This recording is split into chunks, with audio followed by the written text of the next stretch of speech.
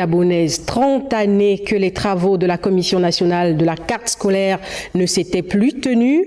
Une rencontre donc capitale qui a réuni les directeurs de zones académiques, les directeurs d'académies provinciales, les gouverneurs, les préfets et les enseignants de tous les bassins pédagogiques. On fait le point avec Nathalie Oki.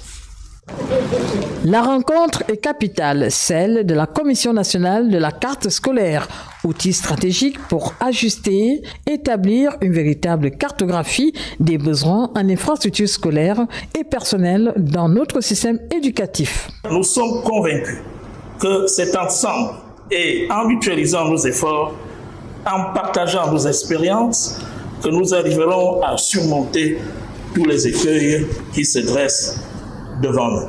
Représentant les gouverneurs des 9 provinces, la première autorité administrative de l'estuaire a fait un état des lieux de l'école gabonaise en 2024. Nous avons, entre autres, noté l'insuffisance de capacité d'accueil entraînant des effectifs pléthoriques dans certains milieux urbains, l'insuffisance d'enseignants, le recours systématique aux bénévoles, l'insuffisance d'établissements d'enseignement technique, la prolifération d'établissements d'enseignement privés laïques, la fermeture de certains établissements primaires publics pour diverses raisons.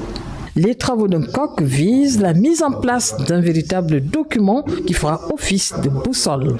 La Commission nationale de la carte scolaire, que vous allez nous faire l'honneur d'ouvrir ici aujourd'hui, est la première depuis plus de 30 ans.